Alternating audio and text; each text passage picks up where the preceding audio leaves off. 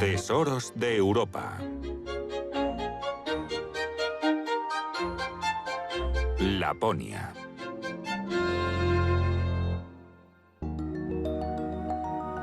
Laponia, la región boreal que se extiende desde Rusia a Noruega, pasando por Suecia y Finlandia, es una de las zonas más extensas y menos pobladas del mundo. Nos dirigimos a la zona finlandesa, donde solamente viven 180.000 habitantes en sus 100.000 kilómetros cuadrados, para descubrir los tesoros de esta región polar. La Laponia finlandesa nos transporta a nuestros sueños de la infancia, dándonos la sensación de estar en un país de cuento de hadas. Sus inmensos bosques nevados nos brindan unos paisajes salvajes y bien cuidados. Las temperaturas pueden alcanzar los 30 grados bajo cero y la luz continua de verano, el famoso sol de medianoche, da paso a la noche polar de invierno, llamada Kaamos. Un país con una luz resplandeciente, marcado por una paz profunda y una intensidad increíble. El Parque Nacional de Pyhä-Luosto, situado al nordeste de la capital, Rovaniemi, se extiende por 142 kilómetros cuadrados. Laponia se define principalmente por sus extensos paisajes salvajes e inmaculados que se despliegan hasta el infinito. La taiga, palabra rusa que significa boreal, es el paisaje característico de las regiones con clima continental que tienen una estación fría muy larga. En Finlandia, en unos 39 parques se protege el bosque ártico. El Parque Nacional de Luosto es el sitio idóneo si queréis descubrir y entender el ecosistema boreal. Aquí, los grandes árboles sirven de refugio para numerosas especies animales amenazadas, tales como el lobo, el oso pardo, el zorro polar o el caribú. Aunque las difíciles condiciones de vida ralentizan considerablemente su crecimiento. Es un equilibrio frágil, y fauna y flora tienen que desarrollar sus propias estrategias para sobrevivir y adaptarse a estas condiciones extremas. Una riqueza que los hombres se esfuerzan en cuidar, particularmente los guardas forestales que velan por la preservación de este entorno. Los bosques boreales son los bosques del norte, los bosques árticos. En Laponia se caracterizan por 3 especies principales de árboles. Tenemos la pícea, el árbol de Navidad en Francia. También tenemos pinos y finalmente el abedul. Todos estos árboles también los podéis encontrar en algunas montañas de Francia sin ningún problema. Hay una especie de escarcha que rodea el tronco del árbol y eso es lo que le protege de los efectos del viento. Funciona igual que los iglús. Dentro de un iglú conseguimos que la temperatura suba gracias al calor corporal. En este caso los puedes mantener entre -5 y 0 grados y sobre todo les protege del viento. La temperatura más baja registrada es de 52 bajo cero. Fue algo excepcional. Este invierno no ha sido muy frío, pero estábamos a unos 38 bajo cero.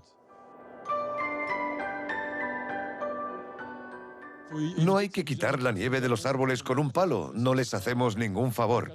Aunque parezca divertido, parecemos un poco estúpidos cuando lo hacemos.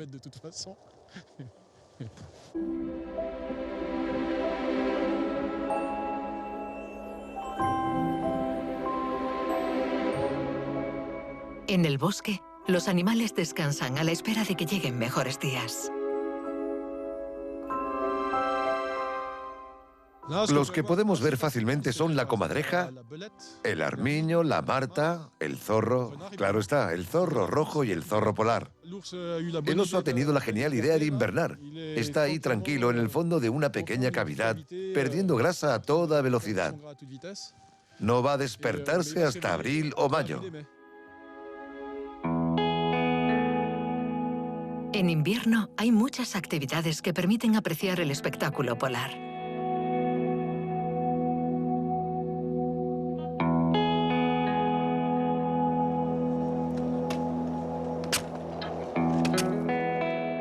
En el sudeste del parque, a los pies de las pistas de esquí, los más temerarios se atreven a escalar por el hielo, subiendo metro a metro la cascada helada de Isokuru.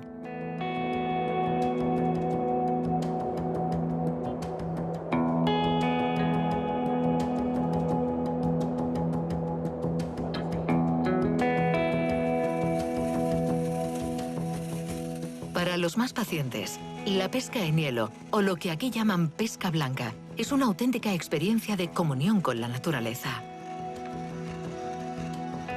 Después de haber perforado el hielo con la ayuda de un ahollador, el pescador mete el cebo y espera su presa.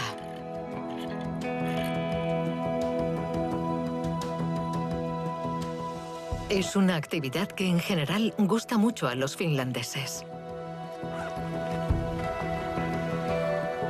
Este tipo de pesca tradicional es accesible a todo el mundo y con un poco de práctica, los amateurs pueden conseguir pescar percas, truchas arcoíris o lucios.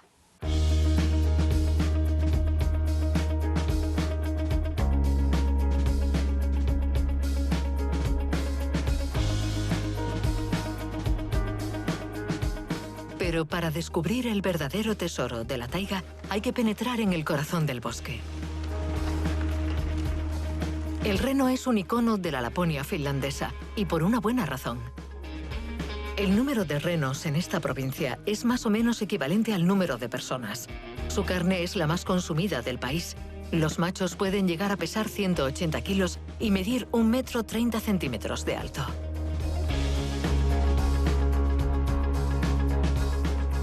Aquí, la relación entre el hombre y el animal es única y ancestral.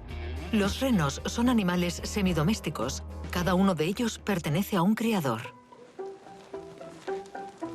Para criar no se encierran. Los renos viven en total libertad. 2 veces al año, todos los renos se reúnen para realizar el marcaje de orejas y el recuento de la manada. Anssi Kiskinen es un criador de renos. Carne, cornamenta y piel. Se aprovecha todo del caribú, el otro nombre de este animal. Cada invierno selecciona cuidadosamente sus monturas. Aunque hoy en día el transporte tradicional es la moto de nieve, para los turistas de paso, viajar en un trineo empujado por renos es una experiencia inolvidable.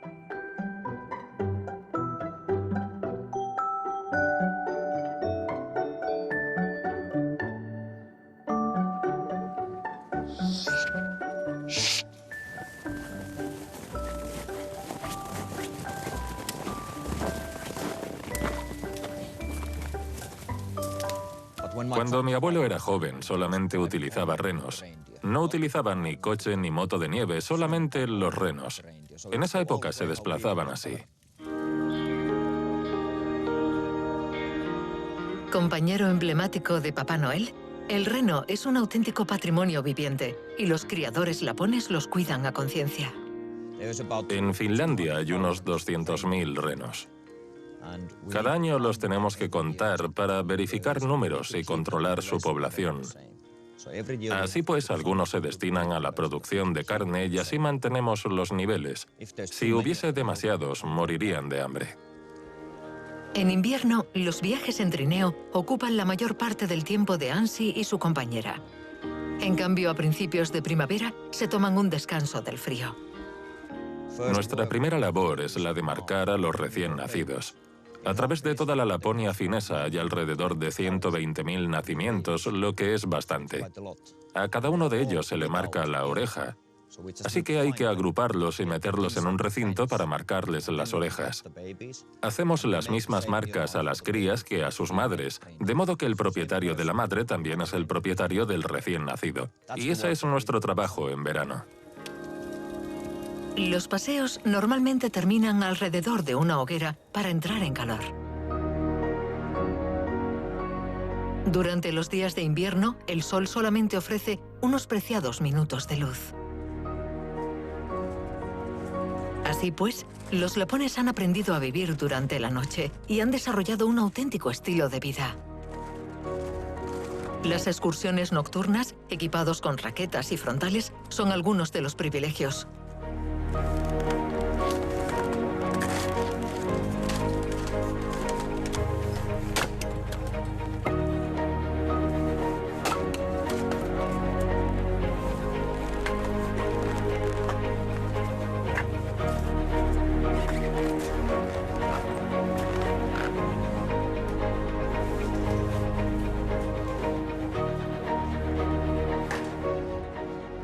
Bettina Gensch Una joven suiza instalada en Finlandia con su pareja se ha enamorado de este modo de vida cálido y tranquilo. Un labu es un fuego abierto a todo el mundo, como el sitio donde estamos ahora. El gobierno finlandés es quien los mantiene. El departamento forestal se ocupan del mantenimiento del establecimiento. Siempre tiene que haber leña disponible. Estos sitios están marcados con una cruz en los mapas de esquí o excursionismo. Así que cada vez que vienes aquí, sabes que vas a encontrar leña para poder encender un fuego. Es una práctica típica del estilo de vida lapón finlandés. Puedes encender un fuego en el bosque, en uno de estos refugios. Te haces unas salchichas y disfrutas del silencio y de la naturaleza que tienes alrededor.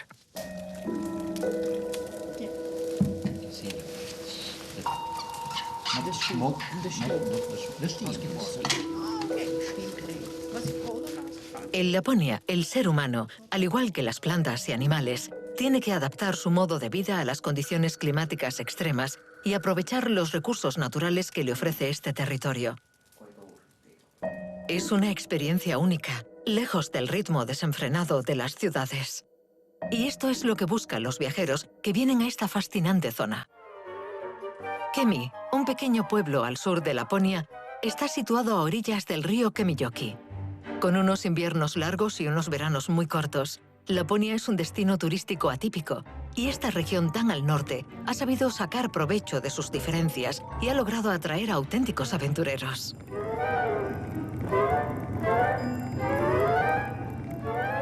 El pueblo de Kemi, al sur de Laponia, ha sabido jugar bien sus cartas y ofrece una serie de experiencias sorprendentes a todos aquellos que quieren incluir el pueblo en su itinerario.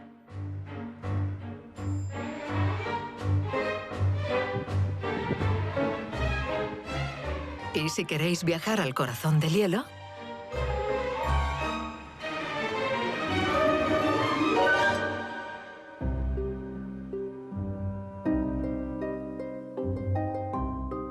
Una de las principales atracciones de Kemi es su castillo de hielo. Cada año, desde mediados de enero hasta principios de primavera, esta impresionante estructura efímera acoge a miles de turistas.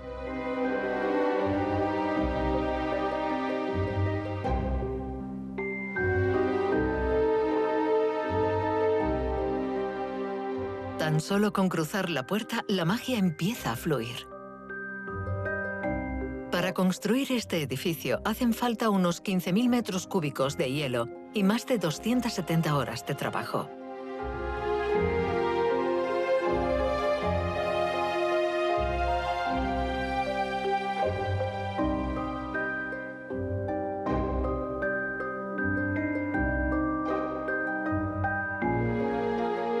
Vienen escultores del mundo entero para realizar en pocas semanas las piezas y decoraciones del castillo.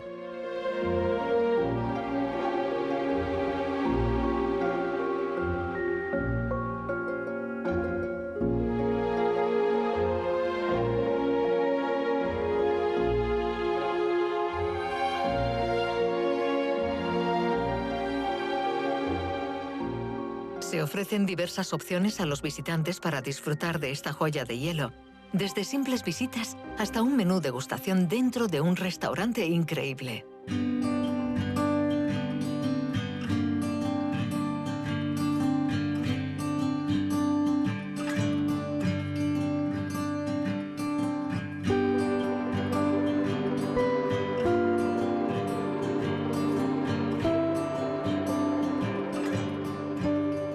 Los más temerarios incluso pueden pasar la noche.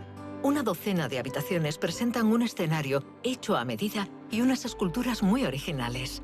Un sueño reparador dentro de una habitación a 5 grados. No puedo decir que estoy bien, pero tampoco está tan mal.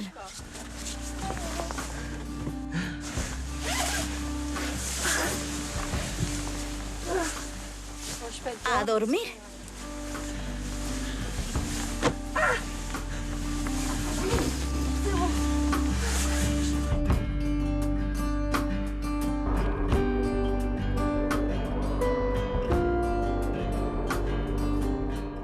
Por lo menos es más sencillo que Tengo frío, pero me encanta. cuando hay que poner el nórdico. Ya estoy lista. Solo tengo que cerrar esto. ¿Tienes tus auriculares? Sí, no podría dormir.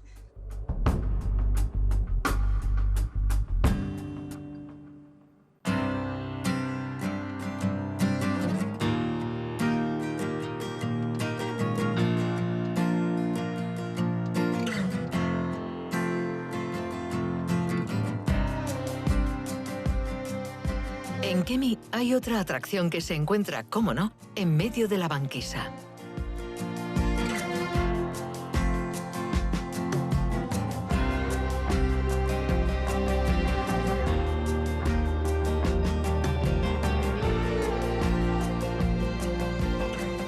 Durante 25 años, el Sampo ha estado abriendo vías de navegación a numerosos buques comerciales. Pero en los años 80, los rompehielos cambiaron radicalmente. Desde hace 30 años, de diciembre a abril, el Sampo ofrece a los turistas una auténtica experiencia de exploración polar.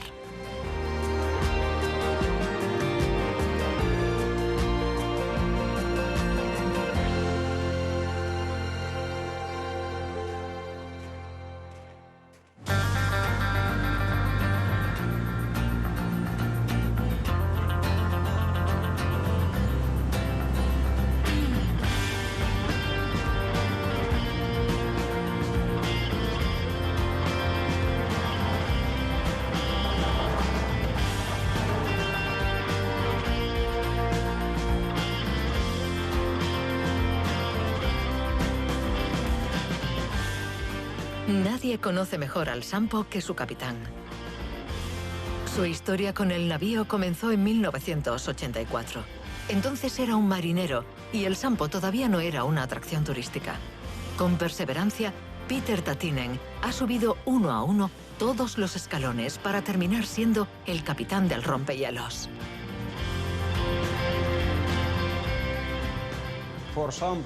La diferencia entre viajar por agua y por hielo es que el barco ha sido construido especialmente para romper el hielo y no para ser utilizado en aguas abiertas. Cuando estamos en aguas libres, nos movemos con dificultades. Pero cuando el agua está helada, avanzamos con mucha facilidad.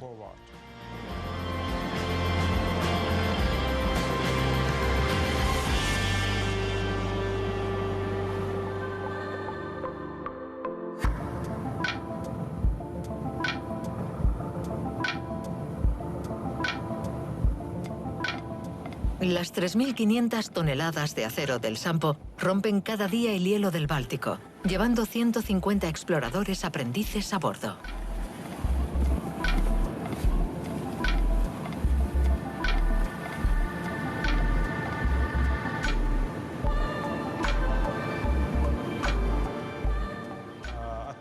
Ahora mismo el hielo está duro como el acero y tiene de 30 a 60 centímetros de grosor. En algunos lugares el hielo puede medir entre 1 y 2 metros. Durante los años 80 se encontraban muros de entre 10 y 13 metros de hielo.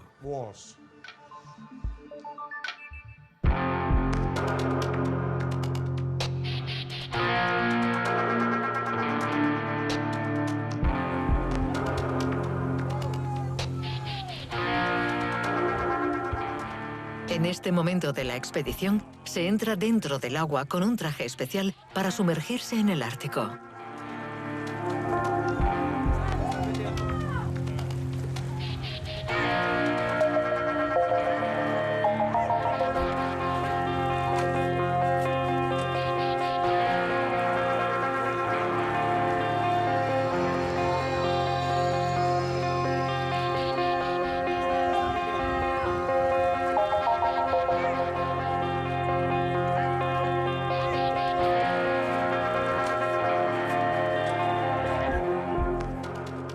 Flotar en medio de los paneles de hielo es una experiencia inolvidable.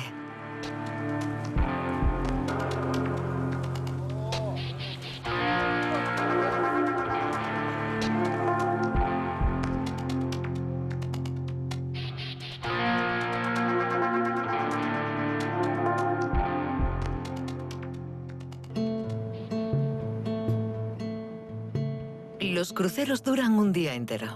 Por la tarde, el Sampo vuelve rumbo a Kemi.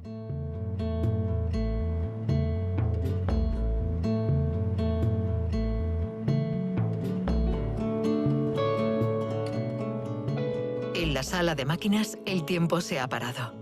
Desde sus pasillos hasta la sala del restaurante, el Sampo ha conservado toda su autenticidad.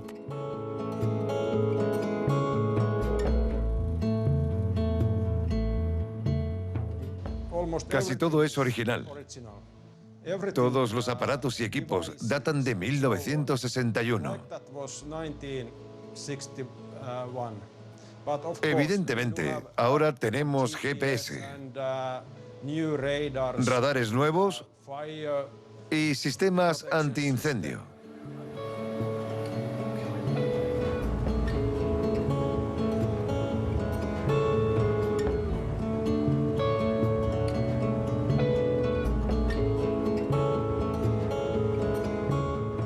Para mí el Sampo es el tesoro de Kemi.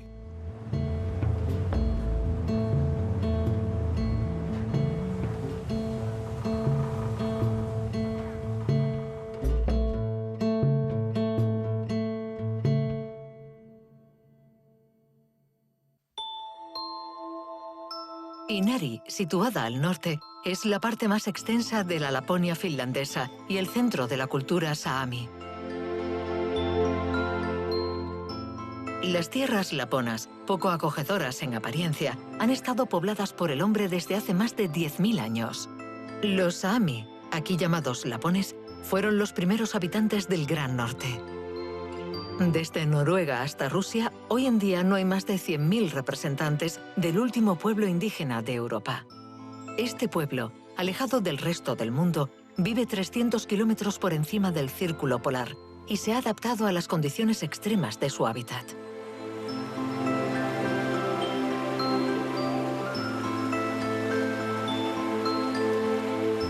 La pesca, la caza y la cría de renos son sus principales actividades.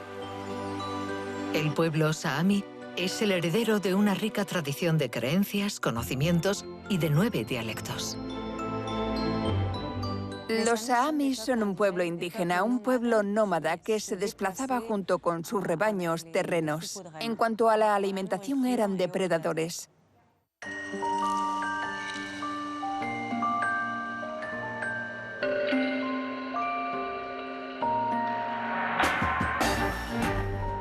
Este pueblo, con sus singularidades y costumbres, está oficialmente reconocido por los países escandinavos y apoyado por la Organización de las Naciones Unidas.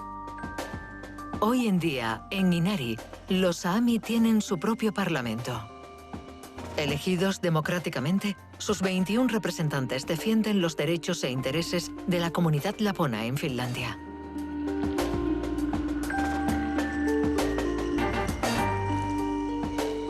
A escasos metros de ahí, un museo preserva la historia del pueblo saami. Cuenta la llegada de los primeros hombres a la zona hasta nuestros días. 20.000 años antes de Cristo, en Inari todo estaba cubierto de hielo. Había unos 3 kilómetros de grosor. En ese momento nadie vivía aquí.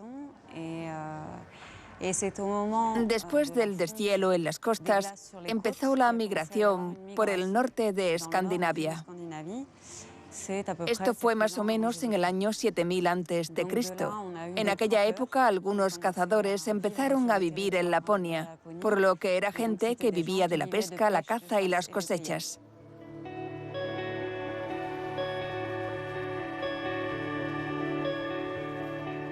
Actualmente, los descendientes de los saami viven en casas sólidas, pero hace tan solo unas décadas todavía vivían en plena naturaleza, dentro de unas tiendas tradicionales recubiertas de musgo de turbera, piedras y de cortezas de madera.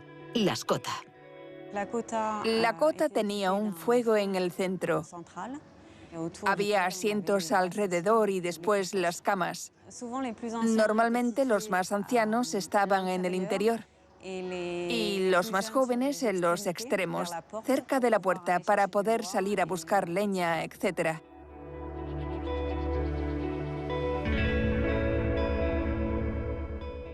El El rigor del invierno ha moldeado la cultura saami. Todo ha sido pensado para vivir de la mejor forma posible en este paisaje hostil. La punta del calzado que usaban los lapones no era decorativa, tenía su función técnica. Eso era la bota del esquí. La punta les permitía encajar el pie dentro de la correa para que al desplazarse no resbalasen.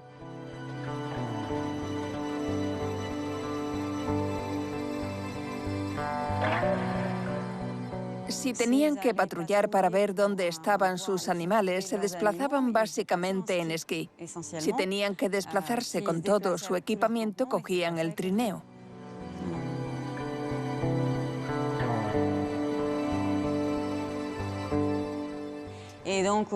Hoy utilizamos las motos de nieve. Es un medio mucho más eficaz que permite cubrir una zona mucho más grande que con los esquís.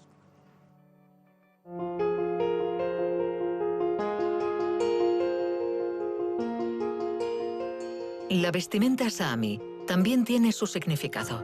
Los bordados que decoran su ropa nos dan información sobre su propia familia.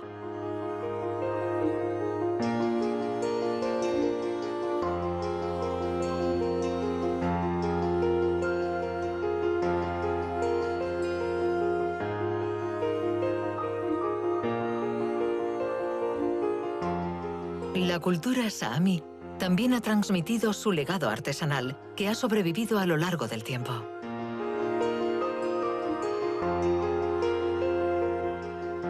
Bordados, joyas, herramientas, cuchillos, son algunos ejemplos de sus creaciones.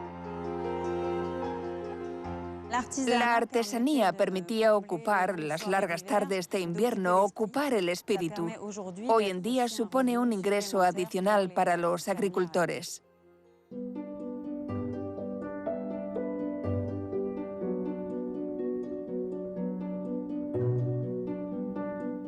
El pueblo saami sigue presente en la Laponia finlandesa. Son alrededor de 6.400. Los últimos representantes de ese pueblo ancestral son sedentarios. Poder vivir del turismo y la artesanía, en vez de la pesca y la caza, les ayuda a preservar mejor su legado.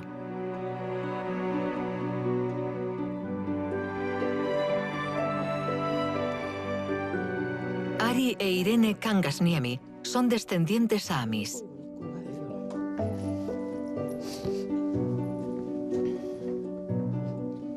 En su casa, toda de madera, conservan las tradiciones ancestrales.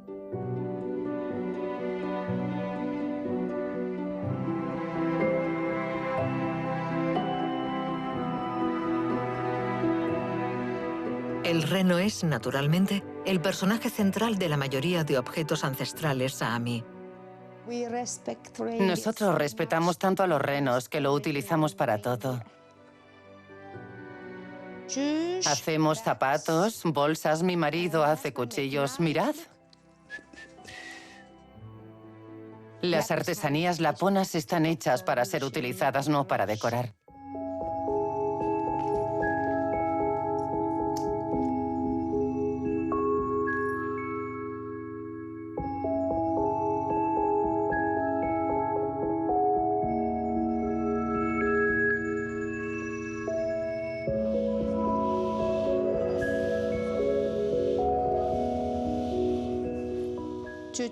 Dos generaciones atrás, la gente lo hacía todo con sus propias manos. Mis abuelos y los de Lucas o los de mi marido sabían hacer cualquier cosa. Si lo pensamos, en esa época no había supermercados en Laponia. Nosotros queremos mantener la artesanía lapona viva. Es un mundo pequeño. Y por lo tanto queremos conservar esta tradición viva. Y por supuesto, a nosotros nos encanta. Más que un trabajo, es nuestro estilo de vida.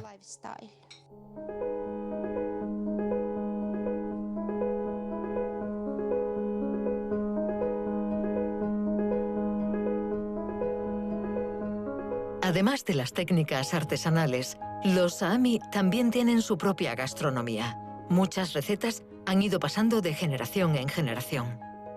Quiero enseñaros los tesoros de la naturaleza lapona. A ver.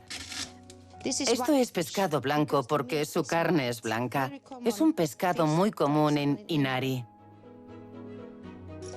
Estos son lenguas de reno.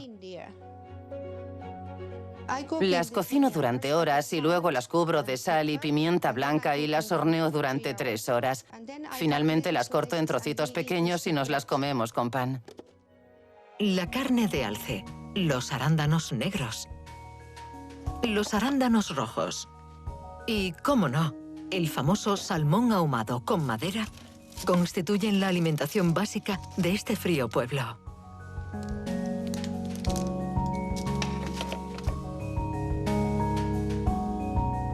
Un estilo de vida conectado con la naturaleza y el uso de métodos tradicionales siguen caracterizando el día a día del pueblo Saami. En estos recónditos territorios, muy valorados por su riqueza petrolífera y minera, esta autenticidad está cada vez más amenazada. Para conservar una de las últimas comunidades de Europa, se está trabajando para tener un turismo responsable y se está promocionando la artesanía local.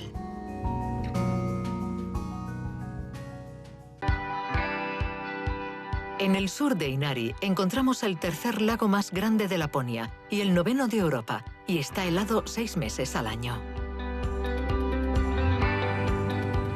Laponia está repleta de amantes de la naturaleza. Tanto los nacidos aquí como los que no, todos los habitantes viven en armonía con su entorno. Cerca del lago de Inari, una pareja de franceses se ha aventurado a crear un refugio para perros. Hacer una excursión en trineo es la actividad estrella de Laponia. El uso del trineo con perros en Europa es muy antiguo, data más o menos del año 1000, pero no se popularizó hasta finales del siglo XIX, con la fiebre del oro de Alaska. Dominique y Émile comparten esta pasión desde hace 30 años, y su primer encuentro fue bastante gracioso. Dominique corría en los campeonatos de trineo de Francia. En la meta de carrera, el perro que ella llevaba para la competición vino a mearse en mi pierna derecha. Vino a marcar su territorio. Al día siguiente volví para el segundo campeonato y volvió a venir a mí. Sí, fue el perro quien escogió su segundo maestro.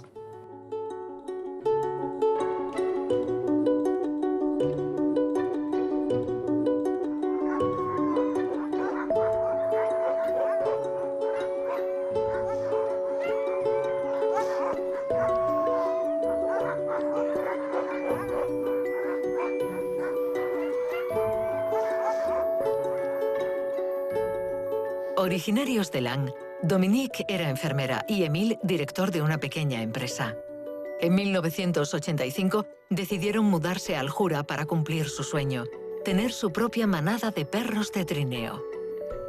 Para conseguirlo, no llamaron a los criadores de perros, sino que todos sus perros provienen de refugios o de un hogar para perros abandonados. Hacen falta cientos de horas de cuidados para crear un vínculo de confianza entre los humanos y los animales.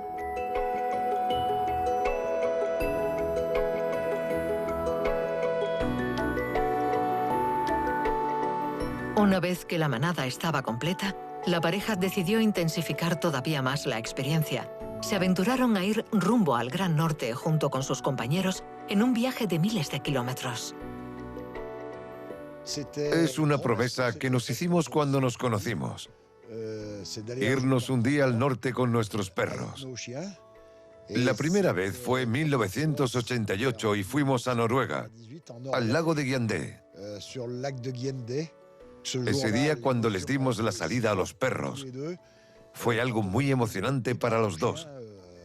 No pudimos evitar soltar algunas lágrimas. Fue algo enorme. Era una promesa que nos habíamos hecho Y también era algo que llevábamos mucho tiempo esperando. Personalmente, creo que nunca había sentido una emoción tan intensa como la de ese momento. Siento como si hubiese sido ayer.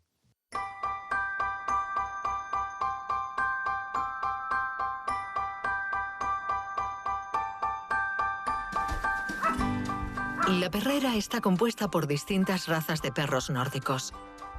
El husky de Siberia, el malamute de Alaska, el perro de Groenlandia, el husky de Alaska,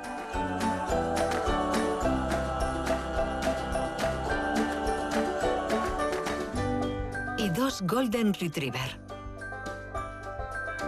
En total, una gran familia de 54 perros que conviven perfectamente gracias a una organización extremadamente rigurosa.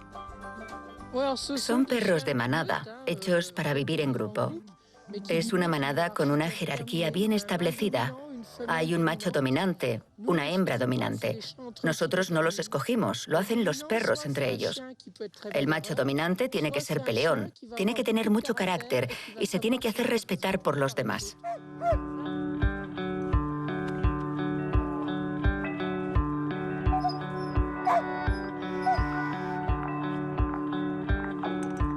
Dominique y Emile pasan muchas horas al día ocupándose de sus perros.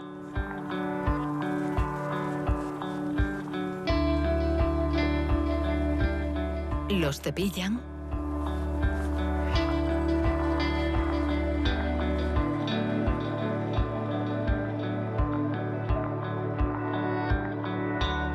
los miman,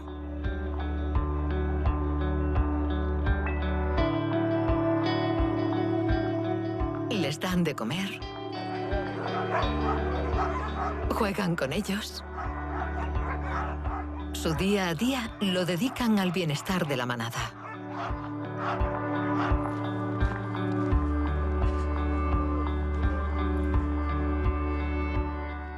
Una manada es como una familia. Hay que construirla. Es algo a muy largo plazo. Yo creo que lo hemos conseguido con éxito, porque cuando tienes una manada homogénea, que se entiende bien, con las condiciones que tenemos aquí en el Ártico, es difícil. La gente tiene que superar muchos baches. Y nosotros ya llevamos 30 años. Empezamos con 2 perros, luego pasamos a 6 u 8. 8 el primer año. 8 el primer año y después fuimos cogiendo 2 o 3 perros por año. Y hemos llegado a los 50. Tenemos 50 perros y 25 años de trabajo en la espalda.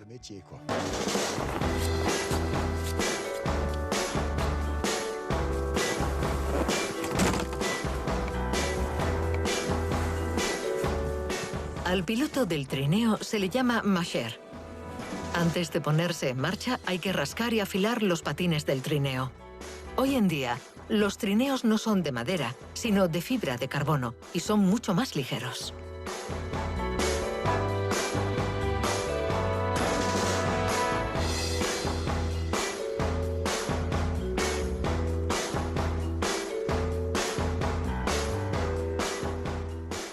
Los tiradores del trineo parecen un equipo de fútbol. Nadie se quiere quedar en el banquillo.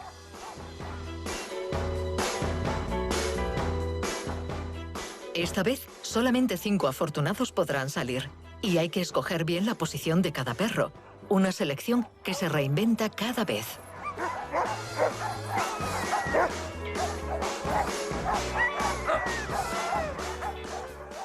El buen funcionamiento del trineo depende de la comunión entre el animal, el hombre y la naturaleza. Creo que no hay nada más que añadir. Al cabo de tantos y tantos años, cuando salimos una mañana con el trineo, lo hacemos con la misma alegría, el mismo entusiasmo y las mismas ganas.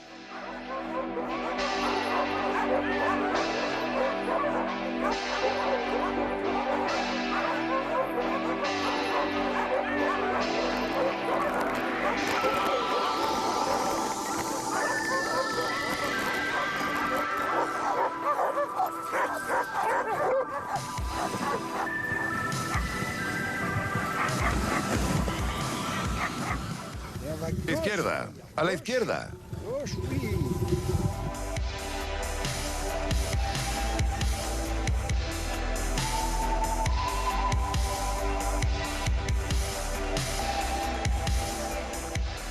El hombre utiliza el tiro de trineo desde hace 8.000 años. En las carreras de perros de trineo, el Masher y su equipo pueden recorrer hasta 130 kilómetros en un solo día. Si se hace correctamente, se pueden alcanzar los 30 kilómetros por hora.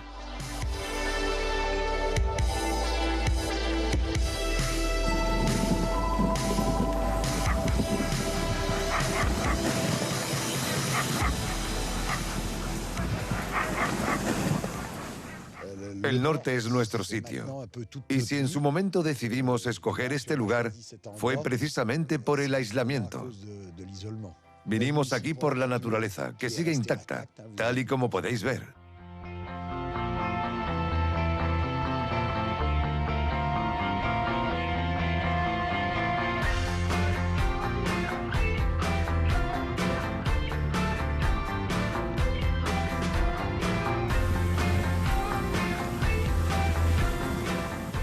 Laponia tiene mucho que ofrecer a aquellos que quieran vivir aventuras y estar cerca de la naturaleza. Dominique y Emile son un claro ejemplo de ello.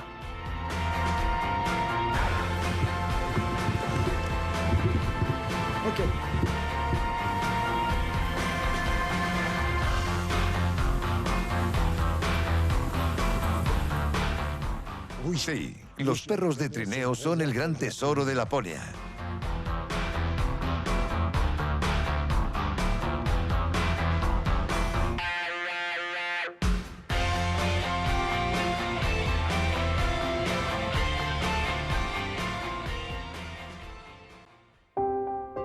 Nos dirigimos a la parte norte lapona, a la región de Inari.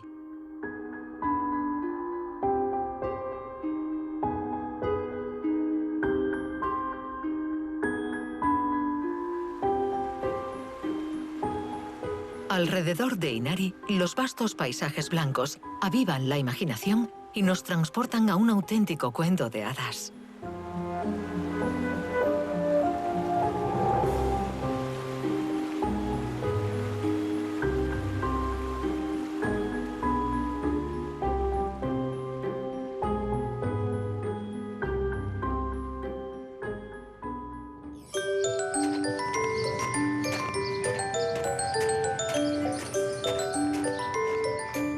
En esta región de leyendas, en el país de los renos y abetos, vive un personaje emblemático de nuestra infancia. Lo habéis adivinado, se trata de Papá Noel.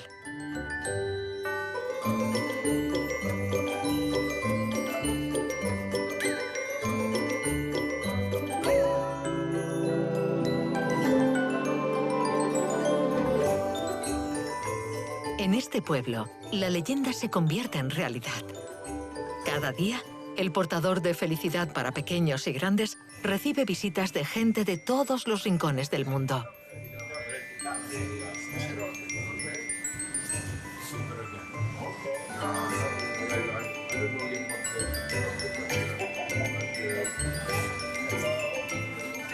Cuando se acercan las fiestas, toda la familia se acerca a saludar a este personaje legendario, esperando encontrar muchos juguetes a los pies de su árbol de Navidad.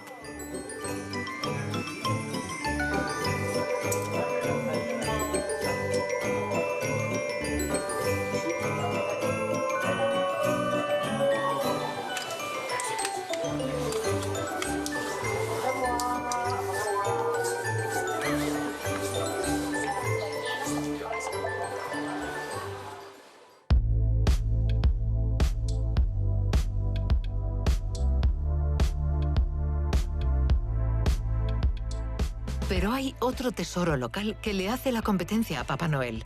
Una experiencia tan mágica como sobrenatural.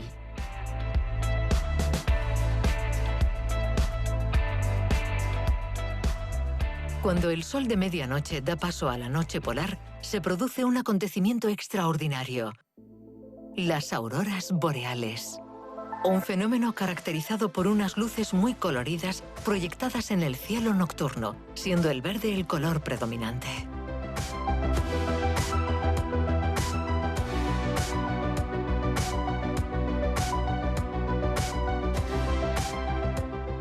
Para ver las auroras boreales, tan solo hay que ir hasta un sitio al que llamamos óvalo boreal. Es circular, pero lo llamamos óvalo boreal por motivos históricos. Y en Europa ese sitio es Laponia.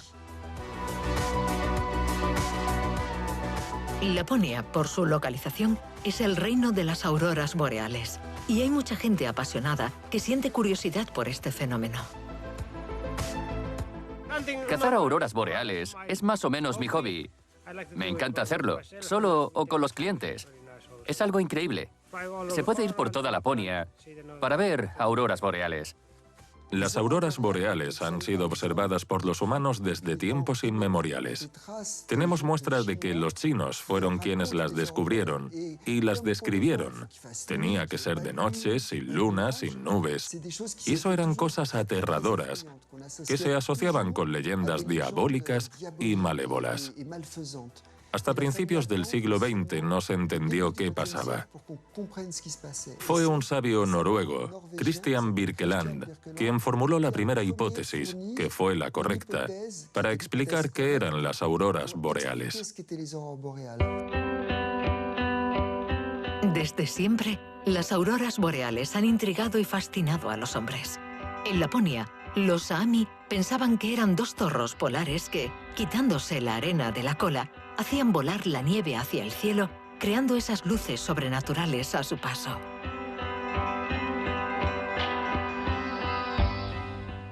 El Sol es una estrella. Y como todas las estrellas manda radiación hacia el espacio, la luz que nosotros vemos con nuestros propios ojos, pero también manda sin que lo veamos tanto electricidad. Nosotros lo llamamos viento solar. Esas partículas se dirigen hacia la Tierra, hacia un sitio que se encuentra en el polo norte magnético y también en el polo sur magnético. En ese momento es cuando chocan con la atmósfera terrestre al entrar en ella. Eso se sitúa a unos 80 kilómetros de altitud y los átomos y moléculas de la atmósfera, con el impacto, empiezan a vibrar, a dar vueltas. Y rápidamente esa rotación para. Las vibraciones paran y la energía producida por la colisión se convierte en luz. Eso es una aurora boreal. Entre leyendas y realidad, una aurora boreal es un verdadero momento mágico. Este impresionante fenómeno enorgullece a los lapones. La mayor parte de la gente viene a Laponia para ver las auroras boreales. Hay muchos turistas chinos y de todas partes del mundo. Laponia está llena de gente, mientras que hace 10 años esta zona estaba muerta. No había trabajo, ni nada. Todo el mundo se iba. Hoy los turistas vienen y hacen prosperar la economía.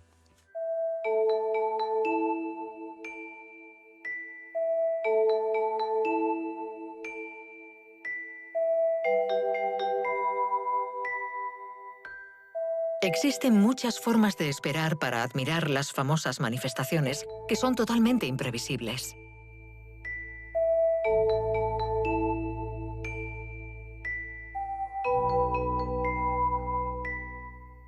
Algunos prefieren el confort de un hotel o los techos ovalados y acristalados con vistas al cielo, a salvo del viento y del frío.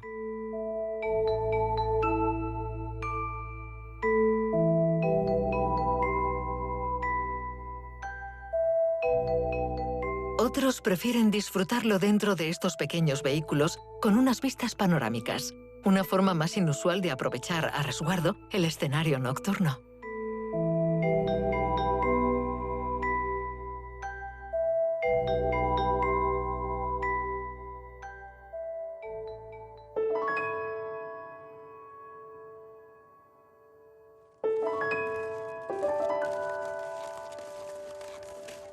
Pero tradicionalmente se sale a ver las auroras boreales a pie o en moto de nieve.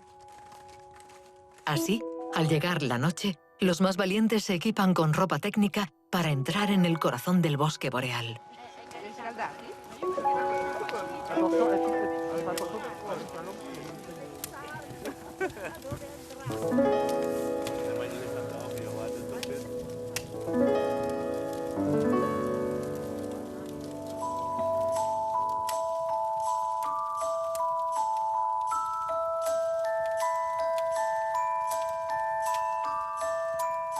Las auroras boreales son manifestaciones extrañas que no se producen si no se reúnen todas las condiciones. Para ver auroras boreales, como se produce muy poquita luz, es necesario que sea de noche durante la noche polar. Así pues, el momento ideal para ir a Laponia es entre noviembre y febrero. En verano con tanta luz no se pueden ver auroras. Tampoco tiene que haber nubes, porque esto se produce a 80 kilómetros de altitud por encima de las nubes. Así que tiene que ser la estación seca, enero, febrero, y sin que la luna esté demasiado brillante porque no dejaría ver los colores.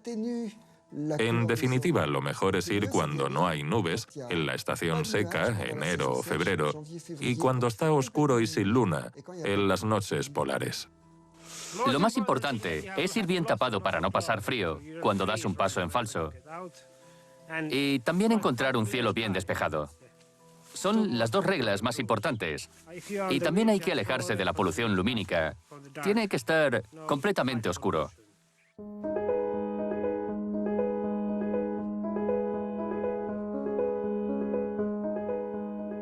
De todas mis experiencias, la mejor es cuando vi una aurora boreal desde las 10 de la noche hasta las 3 de la madrugada.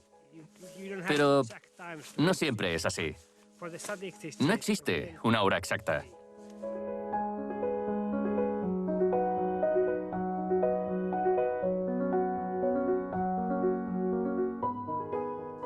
Las auroras boreales son un buen testimonio.